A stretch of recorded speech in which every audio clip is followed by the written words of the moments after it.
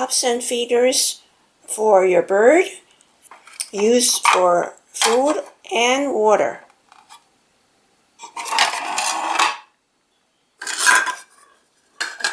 There's also this type of cup, plastic cup, different sizes. It comes in 3 different sizes. This one is a really small one. They don't make this size anymore. This is the one that they make nowadays, and then there's a larger one, which I don't have, but they're pretty good. But I find that over the years, this part is the weak part, and it could break. But it's good size for small birds like budgies, canaries, and finches. If you have a larger bird, like cockatiels and larger ones, they probably would benefit from a larger feeder. These hold food and water. There's another type of feeder.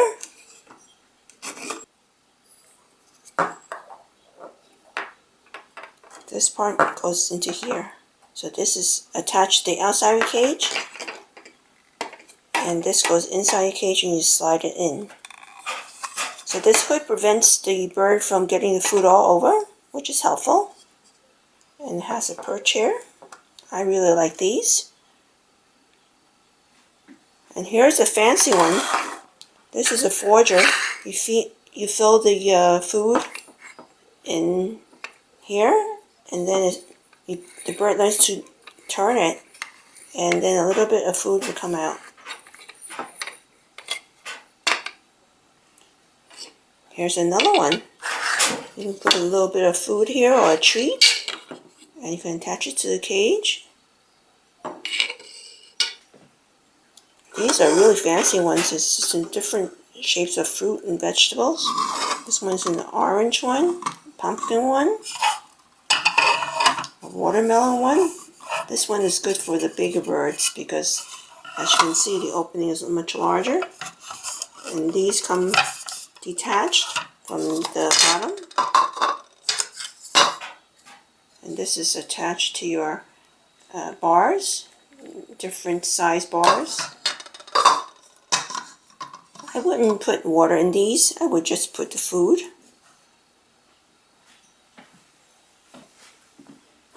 This one is the metal holder for a stainless steel cup that could hold water or feed. But I threw mine out because it kind of broke.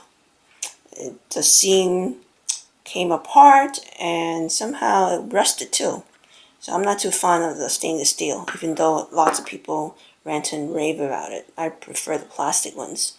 And then over here, this is a big feeder. You can act as a feeder, it can act as a water cup, it can act as a bird bath too.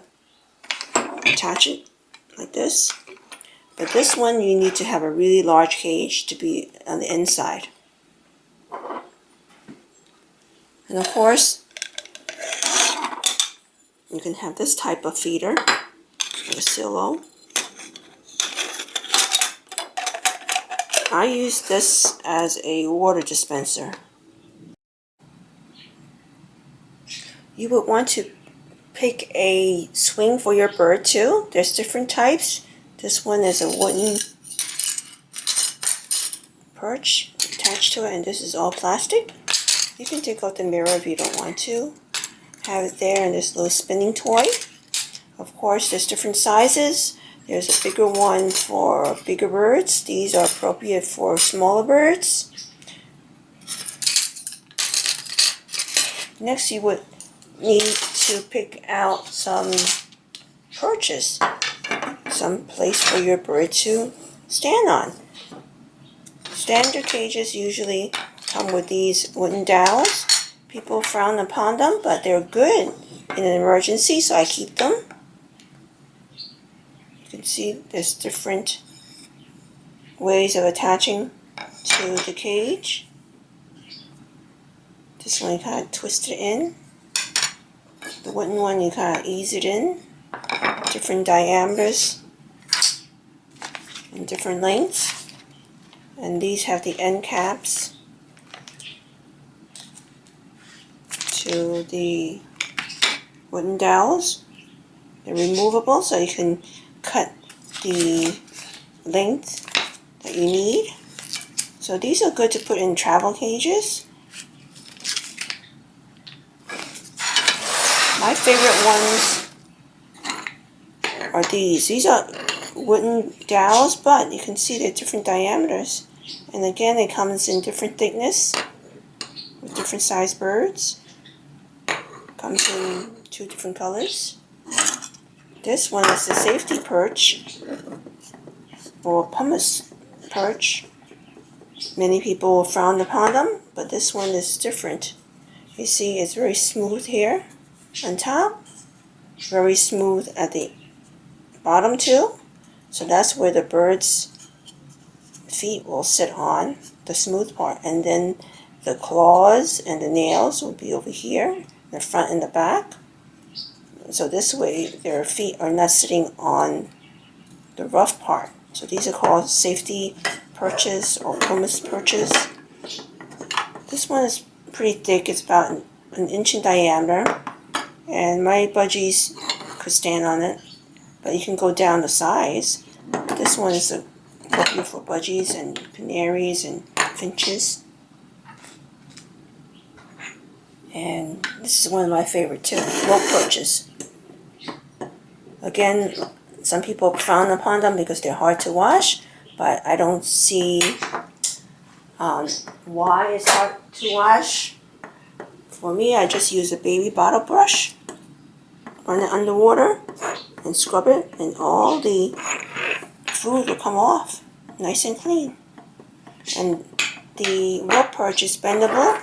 You can bend it to any different shape you want, and especially when you have a bird cage that is tight, low in real estate, you want to be able to fit your accessories in easily, and this is a flexible one. It comes in all different lengths, and same thing, all different thicknesses. Another type of branch is the natural branch, like this one. It comes in a single branch or a multi-branch like this. These are forked ones. Some people don't like the forked ones because I've heard birds might get their head stuck in here. But I guess it depends on the angle that you screw it in. One drawback about these natural perches is they tend to come in large sizes. This is the smallest one, and it does not fit into the portable tabletop cages because the door is not wide enough, unless you get one of those really big doors, like a door-in-door that swings out like a regular door. But my cage's door is not big enough, an opening to accommodate this, so that's why I have this attached on the outside onto a plastic crate, which is my bird's clubhouse. Another thing about these natural wood perches, there's different types of wood, different types of trees. This one is very, very slippery, so you might want to maybe wrap it in one of these avian wraps to make it rougher in texture. But my bird seemed to have adjusted to it, but this type is just too slippery. And another thing I heard about some people's experience is that these natural wood perches, even though they're very good for the bird's feet, you gotta make sure you get it from a trustworthy place, because some people have gotten their natural wood perches and they had bugs in them. So that is kind of disgusting. But whether you make your own or you buy it from the outside, make sure it's bug-free.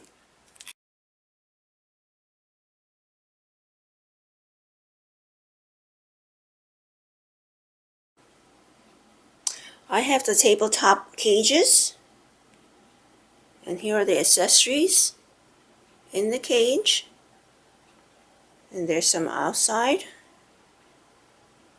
It's best not to clutter the cage. The bird needs to go in and able to turn around without brushing his tail against the bars. Here's another tabletop cage. with the accessories. Like I said, with the rope perches, you can twist it into different shapes.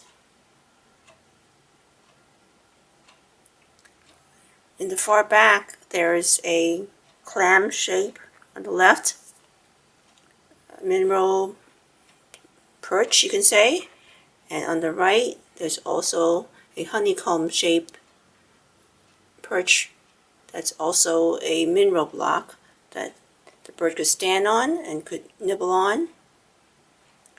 And then I have this rope perch that's straight across, another rope perch that's spiral down, water feeder, a corn-shaped food feeder, the plastic cup for his vegetables, and these are clips good for snacks, vegetables, fruit. So those are the basic things that you need for your bird, and then slowly you can add some toys later on. But these are the essentials. And up here I have the different diameter wooden perch, and up here this one is the safety perch, just like this one with the pumas. So you make sure you have the smooth parts facing up and down. I don't know if you can see this part. Maybe it's better over here. So the smooth part touches your bird's skin, and the rough part is where the nails touch, so that your bird would have 2 feet in the front, 2 feet in the back.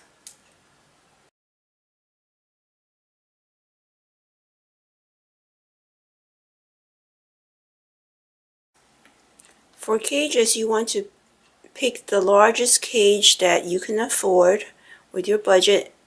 There's basically 3 types of cages. There's the travel cage, there's the tabletop cage, and then there's the floor standing cage, which is usually made from wrought iron. Those are very sturdy, last you forever, I would say, for the duration of the lifespan of your bird. Tabletop ones are more versatile, and I find it easier to tame birds in smaller cages. This is another example of a tabletop cage. This one is called ranch style. It's good for one bird.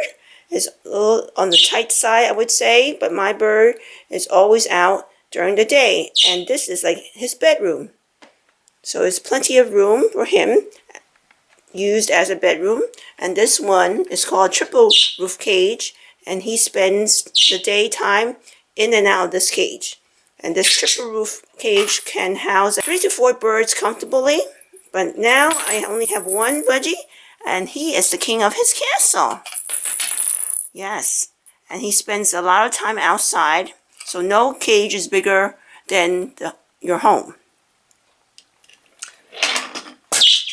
One level up from the tabletop cages is I call the hybrid cage, where it's a cross between the tabletop and the standalone ones, because it comes with a stand and is removable from the stand if you desire to put the cage on a different surface.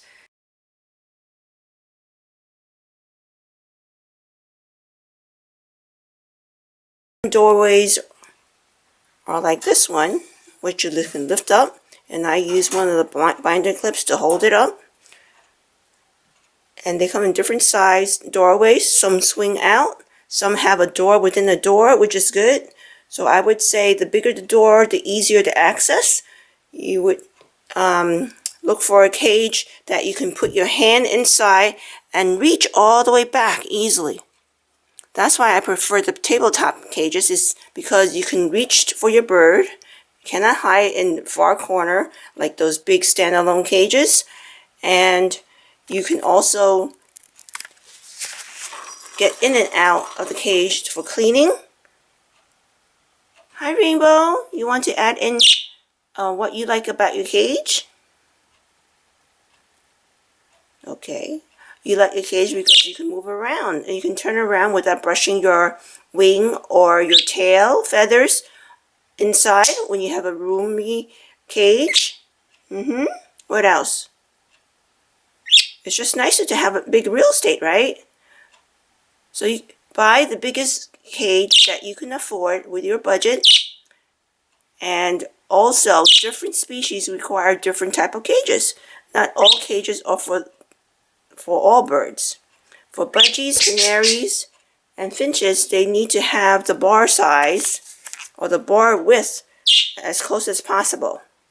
This one I would say is probably less than half an inch, probably maybe a quarter of an inch wide or 3/8 of an inch wide, because if the bars are too wide, some birds could be very adventurous and they can stick their head through and get their head stuck inside, and that would be a disaster.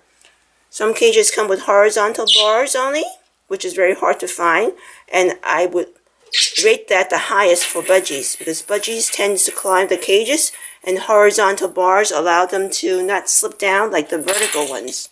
But nowadays I find that most of the cages for birds are vertical, which is unfortunate for the budgies. But if you can find one that has a combination of two sides that are horizontal and two sides that are vertical, then you can have a good compromise. Now, talking about cages, you can see there's different shapes. This one is called a triple roof cage because of the shape that has 2 or 3 tops, which is called the roof. Some cages are flat. If you get the flat top cages, you get the most real estate to put toys on top or perches on top, like I have now. But if you get the ones that are scalloped, like this, some cages are completely scalloped, then you can have only the middle to put your accessories on. Or you can put a flat piece of plastic tray or glass tray on top, so you can have a level top. So different shapes, different sizes, different door openings, something to consider about.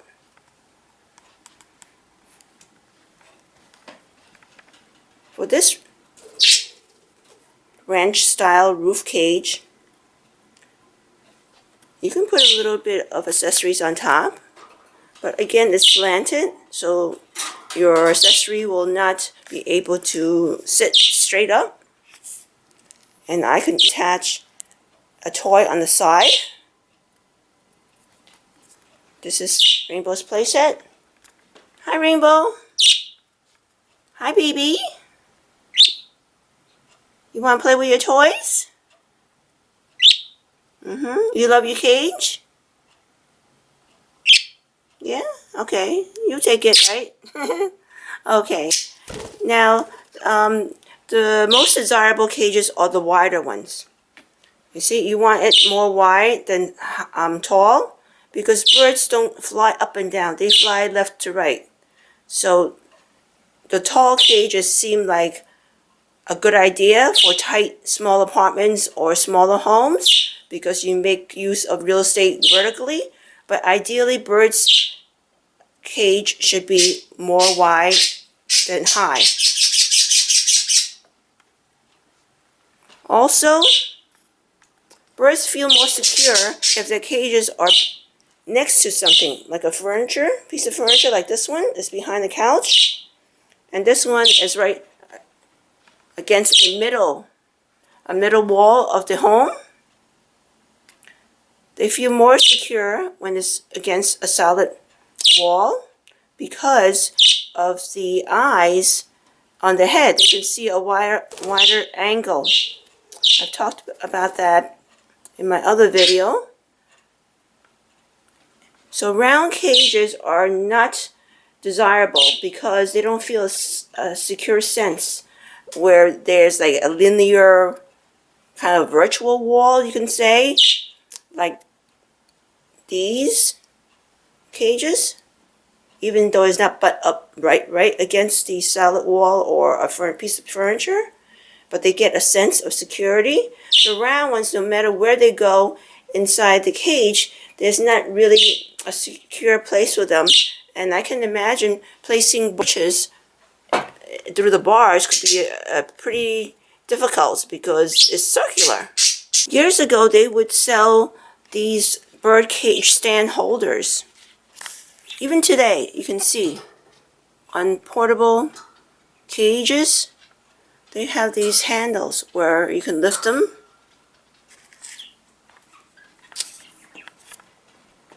Like for this one, we have one handle here right in the middle. And years ago, people who buy these bird cage stands, they would hang their cages up. Again, that would not make the bird feel secure. Because when you're hanging something, it has to be free of any wall on four sides. And when the bird jumps from bar to bar, perch to perch, when the bird jumps from perch to perch, the cage would swing. So that's not really giving the bird any kind of security or stability. Round cages have the same concept where it's not giving the bird a sense of security. So same thing with hanging your bird cages up, because when the birds move, the cage rocks with them. So when you have a moving cage, it doesn't give them a sense of security. So I guess that's why the cage stands went out of fashion, I would say. Yep. You ready for your breakfast? You ready for your yum yum? Come on. Come on, Rainbow. Let's go and get your yum yum.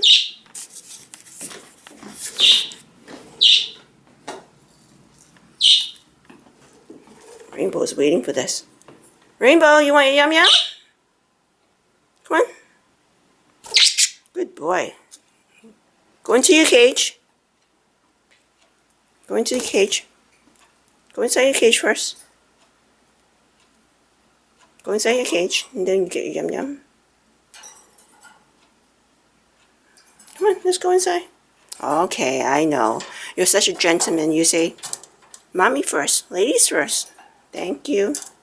Well, thanks for watching, and hope this was helpful in selecting a bird cage for your bird.